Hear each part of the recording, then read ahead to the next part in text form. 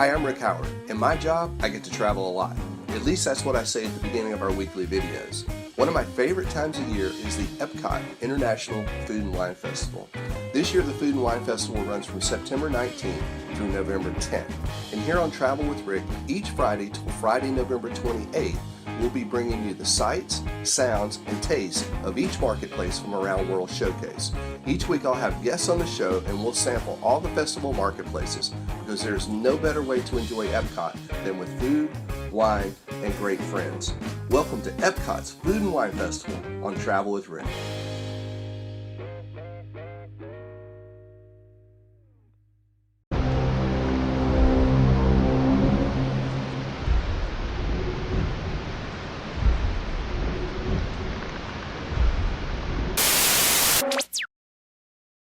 So wow, that was a little weird. Can you see me okay now? All right, so I know you guys were probably expecting some food and wine stuff this week, but it's Halloween, so we got to give you a spooky, crazy Halloween video. So this year when we were in Key West, we went out on a ghost hunt with our friend down there, David Sloan, who is a certified, bona fide, ghost hunter. And we found out that Key West is one of the most haunted cities in the U.S. So David takes us out and shows us all around some of the spooky, haunted, crazy places around Key West, Florida. So I want you to come along with me. It's going to get a little weird. And don't worry, we'll be right back next week with more of Epcot's International Food and Wine Festival stuff. But right now, let's get a little spooky down in Key West and let's see what David can find for us. Come on.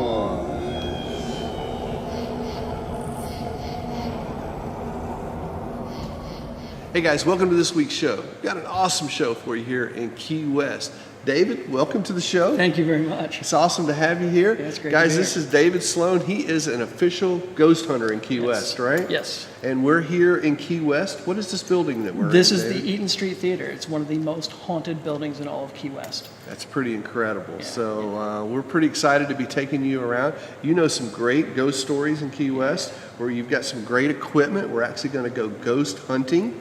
So you're going to show us where they're at, and hopefully they're going to, no, hopefully they're not going to come out. We hope they come out for a little bit, but we hope they don't follow Yeah, us we're going to anywhere. shake them up. Yeah, we don't want to bring them back. We're going to leave them all right here on the island for sure. We don't want to bring them back to our hotels or anything. But David, you're the expert, so where are some things that we're going to go around and see? We're going to go visit a banyan tree that's haunted by a number of children. We're going to visit the spot where a guy was murdered back in 1829 for sleeping with someone's wife. We're going to talk about a nanny who accidentally killed some children and how she's still hanging around, so to speak. We'll talk about one of the founding fathers of Key West and why he's haunting an old bell tower. Wow. I'm even going to take you to a portal if you're good. All right, I'm good. I'm ready to see it. So, guys, if you're ready, let's go hunt some ghosts in Key West. Come on. We've been on tour now for, how long would you say, 15 seconds? Yeah. 20 seconds? You've already been inside of a haunted location. The reason we start here at Kelly's, this place is packed with ghosts. The one people are talking about a lot now that's very active, there's a woman people see right behind this door. If she's there, none of you will see her because it's only children who see her. There'll be people in here, a kid having lunch with his parents, and the ghost of Ernest Hemingway is also but right there, that's what they'll see her. And the kid looks over and they'll say, "Mommy, who's that?" And the parents will say, "Who's what?" And they say, "The lady." Every kid describes the lady the same. They say she's wearing a gray dress with buttons from top to bottom. They say like almost like 100 buttons. This is the original offices of Pan American Airways. Pan American Airways started here in Key West. This building was down by the beach. When Pan Am moved to Miami, they moved this building up here. We think one of the employees stayed with him. And there's a chef. He opens up every morning. He says, "I'm the only one on the schedule, but I am never alone."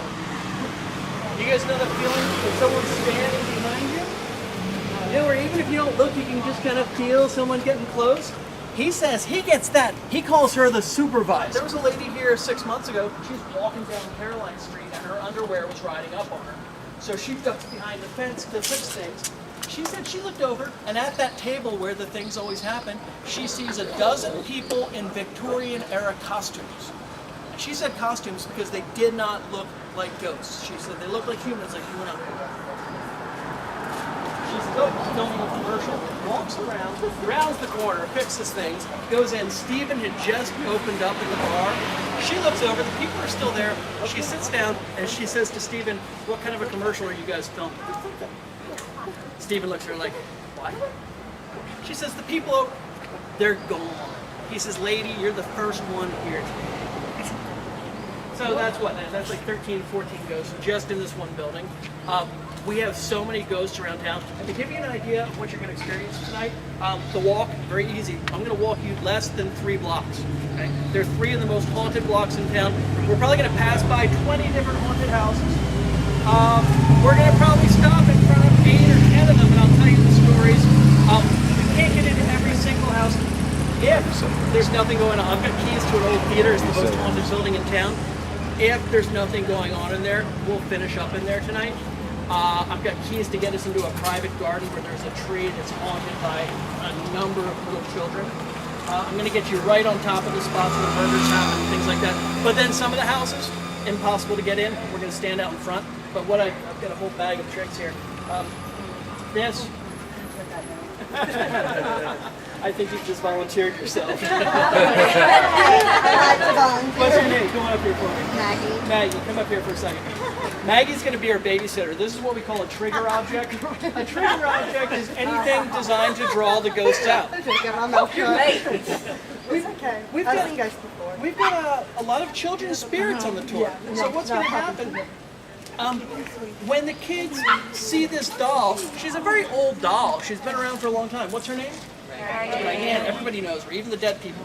So, the idea is the kids are going to see them and say, "Oh, there's my dolly," and they're going to come and they're going to jump up into Maggie's arms and say, "Oh, I've got my dolly." Now, how do we know when this happens? We installed some ghost hunting technology in the back. This is a K2 meter, and when we turn the doll on, you'll see this better when it gets dark. But you guys see how she just blinked and lit up there? Her face will stay lit to indicate she is on. One of her hands will start blinking if the ghost is approaching. Both hands will light up when it's getting a little closer. And then, when the ghost is right up there in your arms, you'll see the forehead and the arms all blinking like crazy. Some nights something will happen with this. Some nights absolutely nothing happens.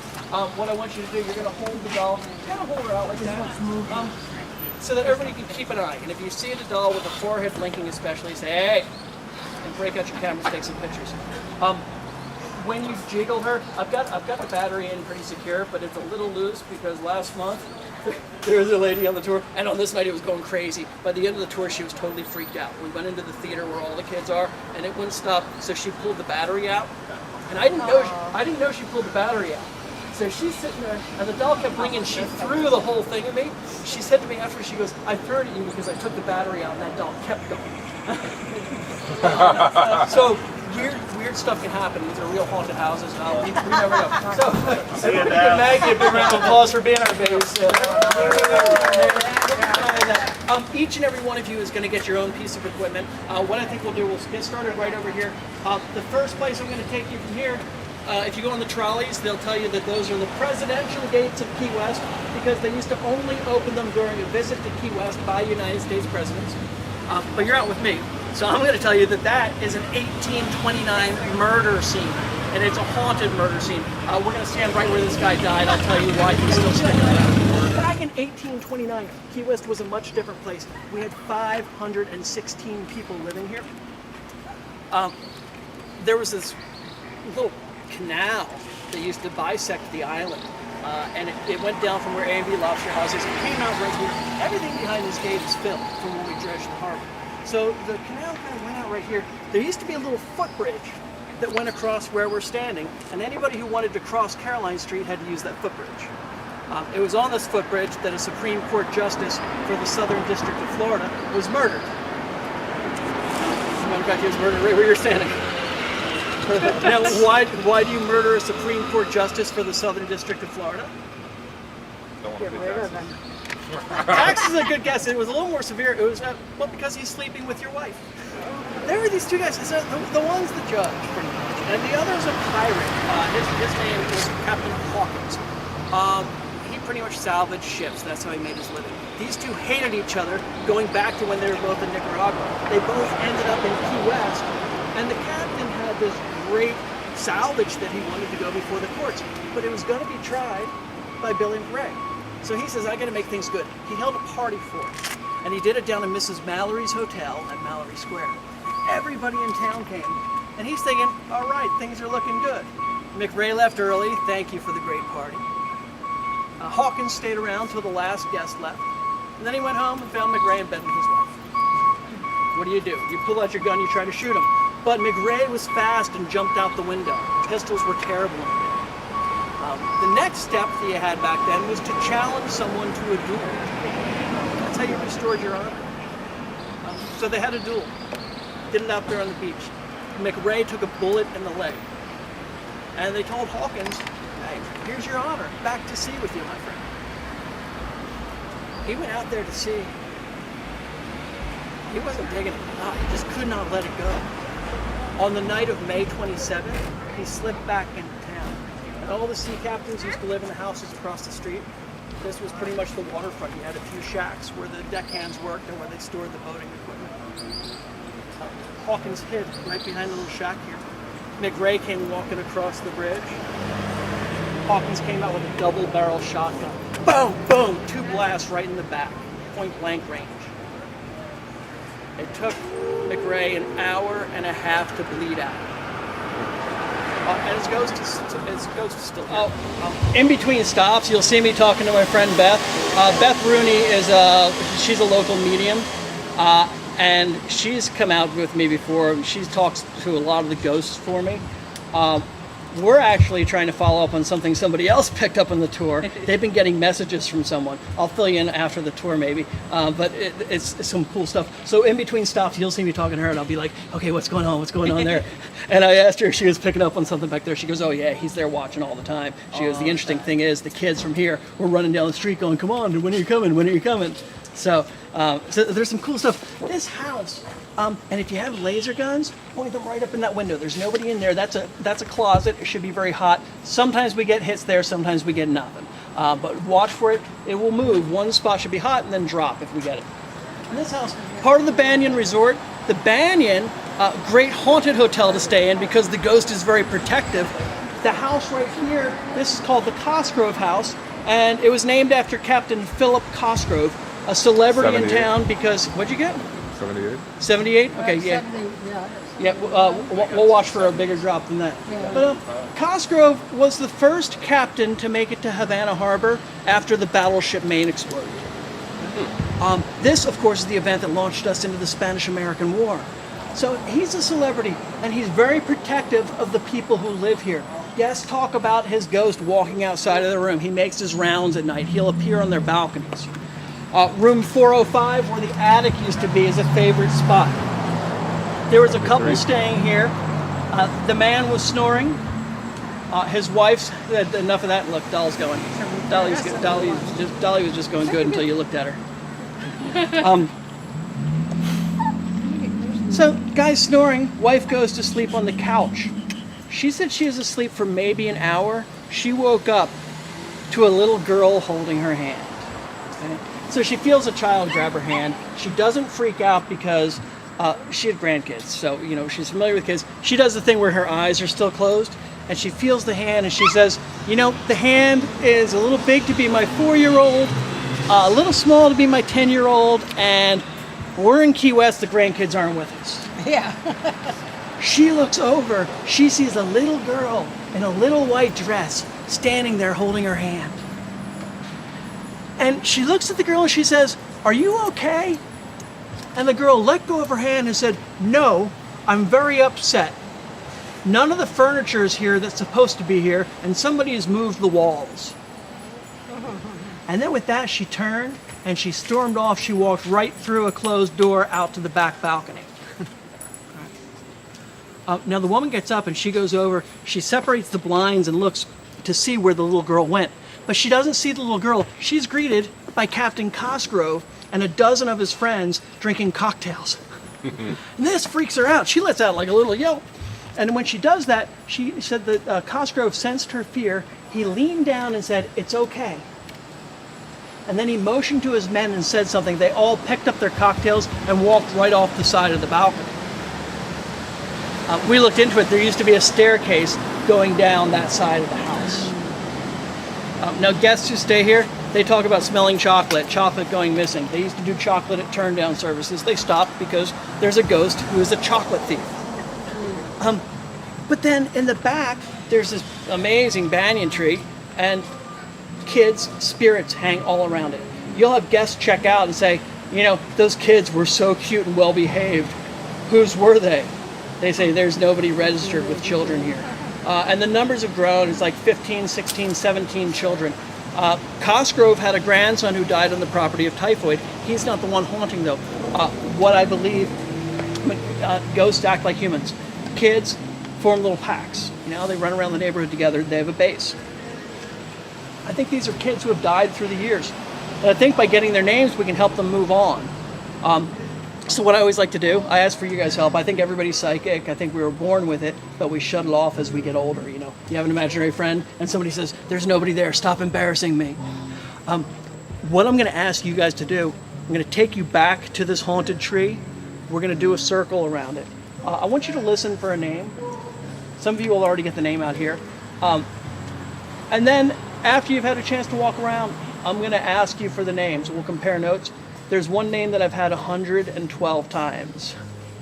And then there's other names that over a 2-week period, I'll have them come up 10 or 20 times. And I think these are the kids who are coming around with us. So will you guys help me out? Sure. All right, cool. Let's go back and check out the haunted banyan tree. This is probably the coolest tree in all of Key West. There's people born and raised here that have never seen it. And you can see why kids would make this their home base. Things for you to watch out for here. There's a little girl, she plays in the roots over there. She thinks the adults can't see her when she gathers up in the roots. If you have a handbag or a purse, watch for it to feel like somebody put a brick in it. Tugging on your shirt. Your leg might get heavy, like a little kid say, "Hey, we're going on a leg ride." And watch for names. You know, use your rods and kind of explore. What I'm going to let you do, you can actually walk right into the tree there. We've had sightings all over the place. But kind of make a circle and just listen for a name. And then when you come back, one thing I'm going to keep an eye on, this leaf on this one plant here. Some nights we're back here, it'll start going up and down so rapidly. The rest of the plant stays completely still. There's no spider webs attached to it. There's no draft. We can't figure it out. We think that one of the spirits is using it to get attention. But so go ahead and take a walk around, kind of explore a little bit, and then meet back here in like a minute. And if you get a name, don't tell me yet. I'm going to tell you the names that I've got before that. Drops letters across the screen, and I've explained to the spirits how to use it. My first time using it, we spent the night in room 405, and we're setting things up, and it came across and said, "Black hen." And I thought, "Black hen?" I said, it's probably just a random word generator, nonsense. Everybody looked at me, they said, "Look at your shirt." I was wearing a Key West voodoo shirt with a black rooster on. I said, "Oh, we might have somebody here. Let me light a candle to give them energy." And it said, "Candle, hot." I said, "What's your name?" "Tiffany." "How old are you, Tiffany?" 14. "Where are you from, Tiffany?" "Scary Hole." Scary Hole. I said, "Where are you from?" "Scary Hole." Well, Kelly, who works here at the front desk, she goes, "Oh my God, I met some guys who used to live here in the 70s. It was their family home. They lived up in the attic." She said they used to go get high in the cemetery all the time. Everybody in Key West would get high at the cemetery. They were out there one day, and one of the boys out there jumped up off of a crypt and kicks a gravestone. It cracked it. The brothers said, they're like, "Hey, that's not cool." They got up and they left. They kind of stormed off. They got back here, went to sleep, woke up after 4 hours, and they said they woke up to the sound of a tombstone being dragged across the floor. We think that that's Tiffany. We think, okay, she's young. She doesn't understand death. She's buried. She's in that scary hole. Somebody's kicking it. It freaks her out. She gets up and felt safe with these guys, so she came home with them. And we think even though they're gone, she stayed for a while. And I used to think little Sarah was the chocolate thief. Tiffany let us know, no, I'm the one stealing the chocolate. And like I said, we do think we sent her along, and that's the ultimate goal with all the kids. You know, we don't want any ghosts to stay here that are trapped or unhappy or don't know. But if you guys got a name tonight, there's a chance that something's latched on. What I always do to play it safe, I say, if there's any kids here, you guys are welcome to join our tour. We'd love for you to come with us. You have to come back here at the end of the night.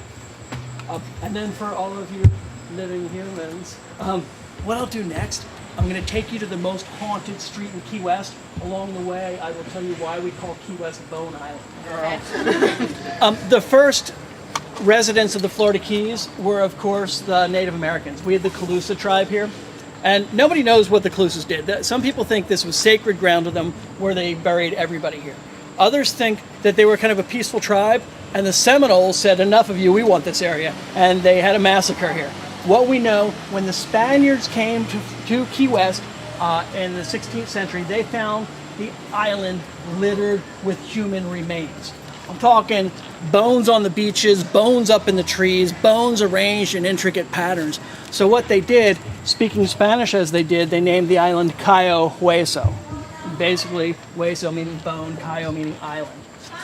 So they called this the Island of Bones. We ended up corrupting things through the years. We turned Cayo into Key. We turned Hueso into West. So when you say Key West, it has nothing to do with the westerly direction. You are actually saying the Island of Bones. So tonight, remember I talked about all this being fill over there? These were the beaches. We're pretty much walking through a giant Native American burial ground tonight. And what my hope is, I'm trying to get some of those spirits to come and join us. So with the object that I just gave you here, this is called the Marco cat. I was studying the Calusas. This was found in one of their shell mounds in Marco Island. It's a god that they used to worship. So we had an exact size, shape replica made of the Marco cat.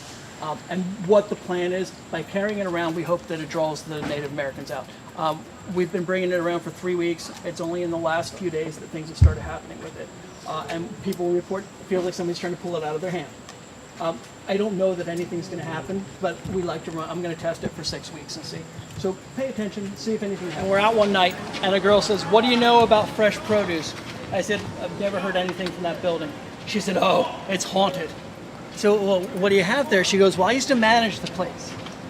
She said, "It's closing down one night, and the way it's set up, right behind that concrete area, there's an office. Okay? So she locks the front door. She's sitting in one of those chairs with the wheels, you know, right, typical office chair.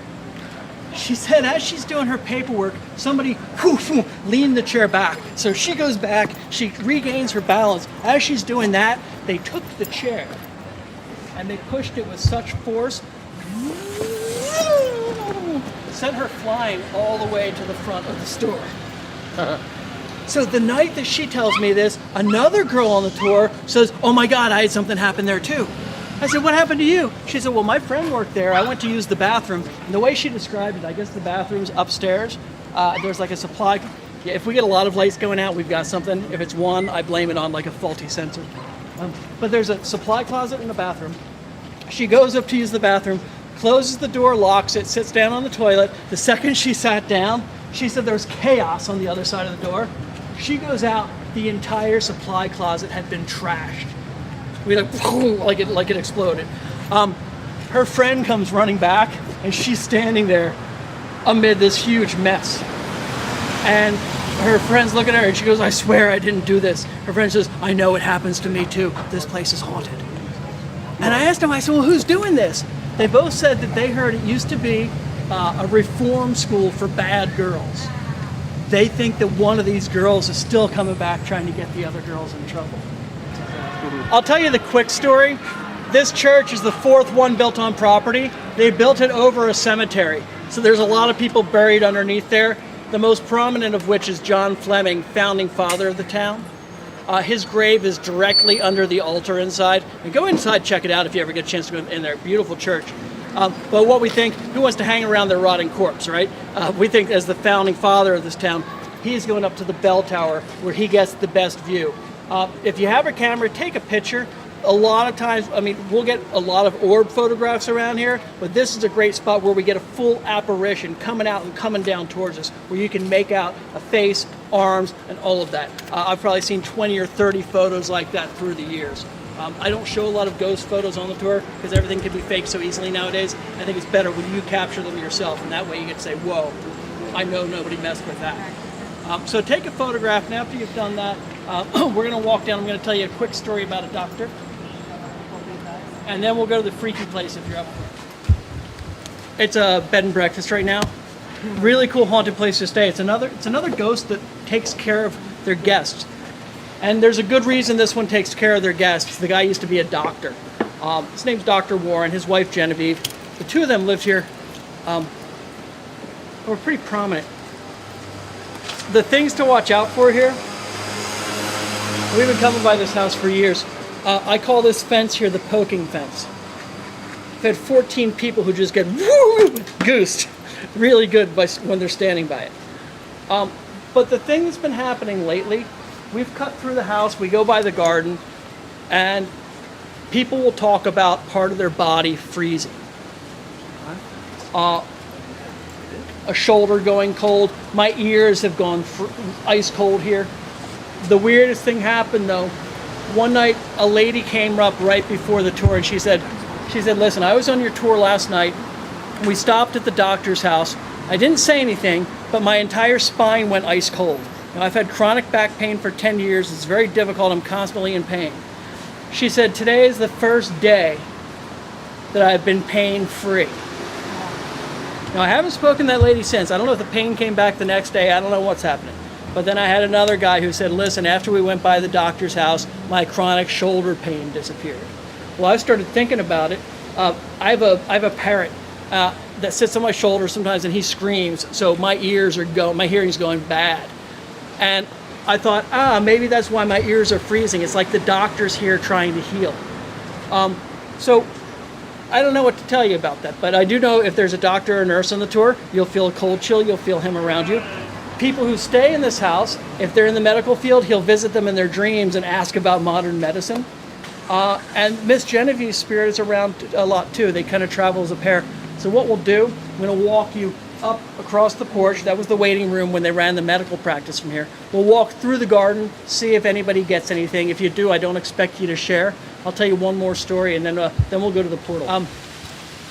So Ray, our other tour guide, he was here one night, and a lady came out and said, you've got to come to the backyard. I've got to show you something.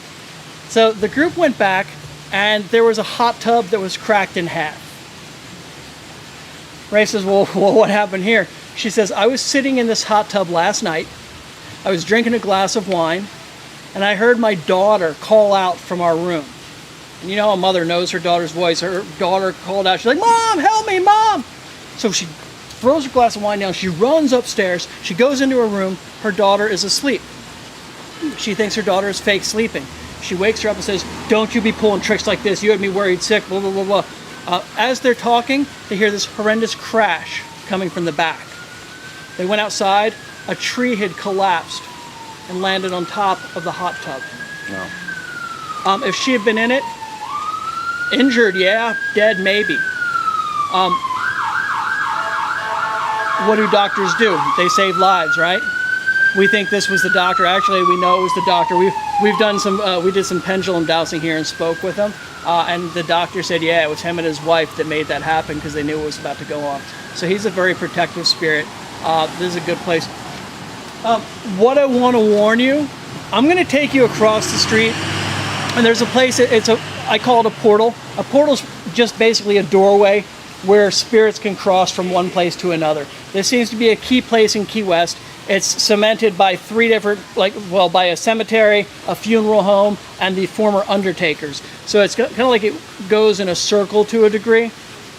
When we're in it, you might have nothing happen. Get a migraine headache, you might feel like you're going to throw up, you might break down into tears.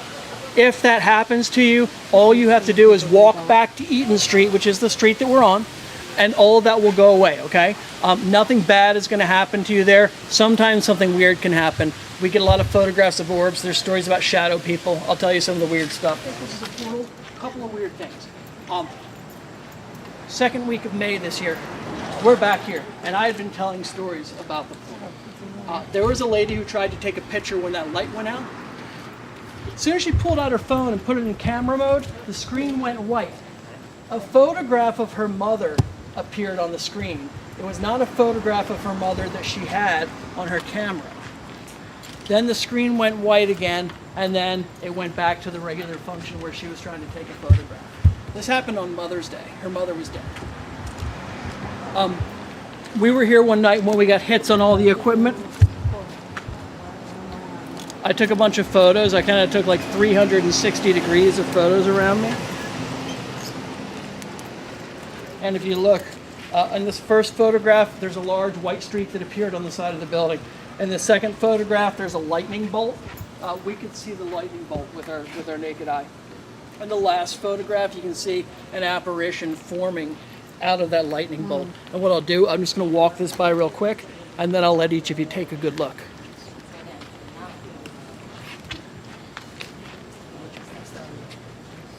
Take the light too. The next day, somebody from the tour sent me this photograph. And if you look, you'll see me taking those photos that I just passed around. It's taken a second before I took them. And if you look, you'll see hundreds of snowflake orbs. I think she captured the portal opening up. And I think what we got was the hundreds of spirits passing by in the portal. And then it was boom, boom, boom. The one came out and came down to us. People talk about shadow people around here. Going back 50 years, the director of the funeral home, when he was a little boy, he used to wake up and he'd see a shadow standing over his bed. Take another temperature on that. He said the funeral director used to wake up and there would be the man with the shadow on the bed standing over him. They started freaking out, so he told his sisters, right? And he said to his sister, he goes, "I'm really freaked out. There's something about you every night." She said, "Oh, don't worry, that's the shadow people. They're not going to hurt you. I play with them all the time." So that's 50 years ago. We took a photograph. Here, pass that one around. If you look over here, you can see there's a dark shadow. It looks like a blob, but if you look carefully at the bottom, you'll see two legs coming out. We were here one night, 16 of us on the tour. Right behind here, a large shadow stepped out of the bushes. I'm talking like a 12-foot tall shadow. It stayed connected to the bushes. It took one large step, surrounded half the group. It took another step and surrounded the rest of the group. When it did this, the street light went out, the rectory light went out, and with the old tour I carried a lantern. The lantern went out. Half the group split. The rest of us stood there in a daze. We're surrounded by this big thing, and then as quickly as it came, you know when you pull a shade? It rolled up right back into the bushes. People talk about children's spirits around here. One night on our tour, there was a little boy. The mom says, the mom quiets her and she goes, look at my kid. The kid's standing there, he's picking up a rock, and then he'd turn over his hand and he'd drop it, and then he'd look kind of perplexed. After the third time, his mom said, "What are you doing?" And he said, "I'm trying to get her to play with the walk, but she won't play with the walk." He was seeing a little girl. So many people talk about kids around here. We're thinking, well, where do they come from? We did some research. In this building here, not only was it the Undertakers before, but the building right next to it for a long time has been a church. Starting from the 1840s, it was a Baptist church. The place is burned 3 times, and some of the children that we see, we think are victims from one of those fires. So yeah, 1840, First Baptist Church. Burned in 1866, 1886, and 1956. In 1866, the legend says that it was burned down by a jealous preacher.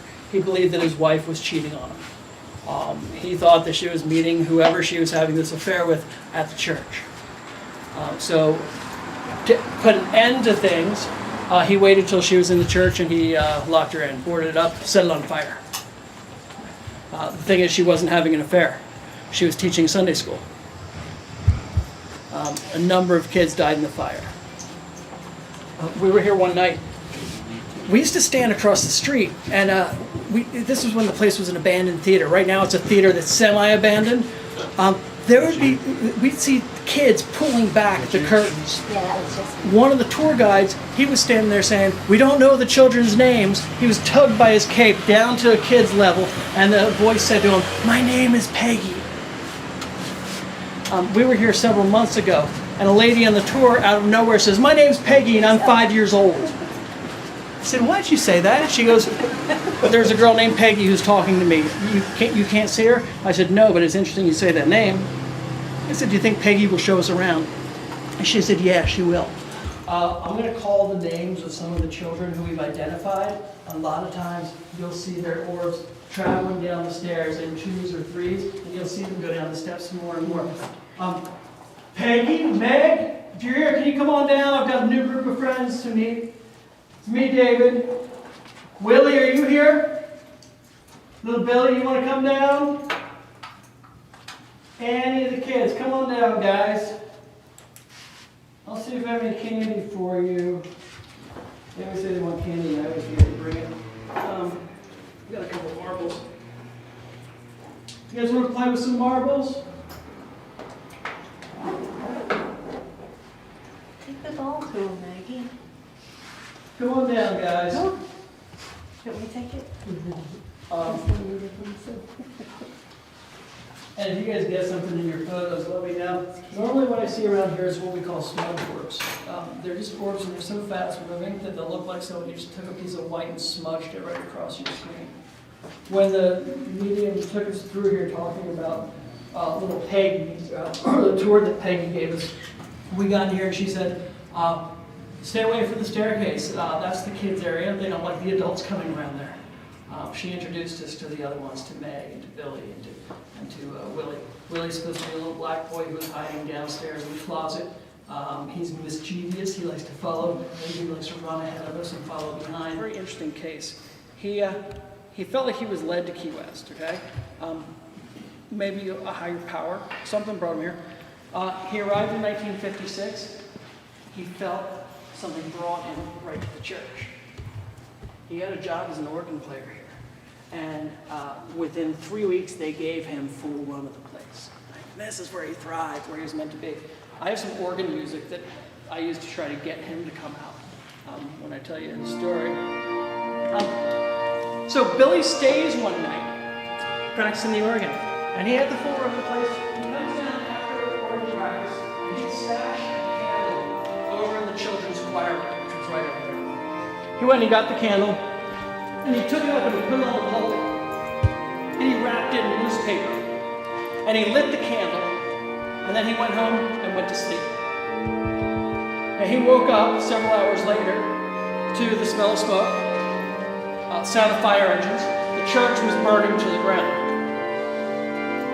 Police investigators, fire investigators, they caught up with him. They said, "Billy, why'd you do this?" He goes, "Oh, I love that church. I sure do hate to see it go. And I didn't mean to hurt any of the nice people there. I was just doing what I was told." "What do you mean what you were told?" He said voices were telling him that he must do this, that there was a voice of the church. Billy was declared criminally insane.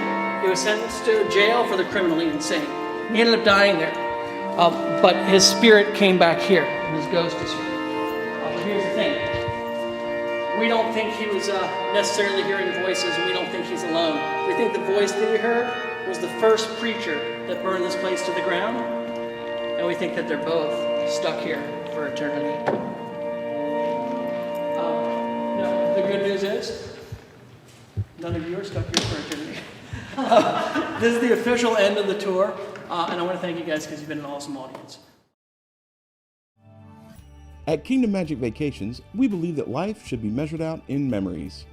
For over 17 years, Kingdom Magic Vacations has specialized in making vacation dreams come true for families visiting Disneyland, Walt Disney World, Disney Cruise Line, and Adventures by Disney. Kingdom Magic Vacations has been honored as an authorized Disney vacation planner, and that means we are recognized by Disney as a leader in planning magical vacations to Disney destinations. Our knowledge and experience allows our travel professionals to custom tailor your Disney vacation and make them truly magical. We know that each moment you spend on vacation creates a memory that lasts a lifetime. You can start planning your magical Disney vacation by visiting kingdommagic.com today.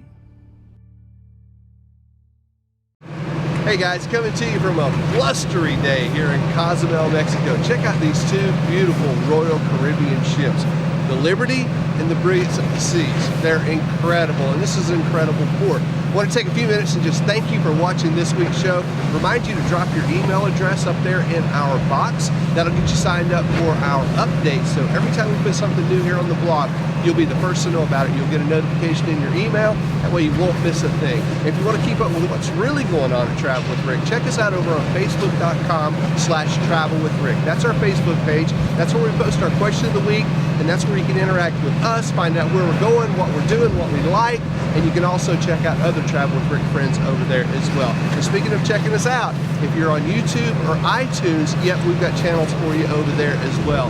Listen, you never know where we're going to be next. We could be in some blustery port like this, or who knows. So check us out right back here next week. Find out for yourself. I look forward to seeing you right back here. So long, everybody.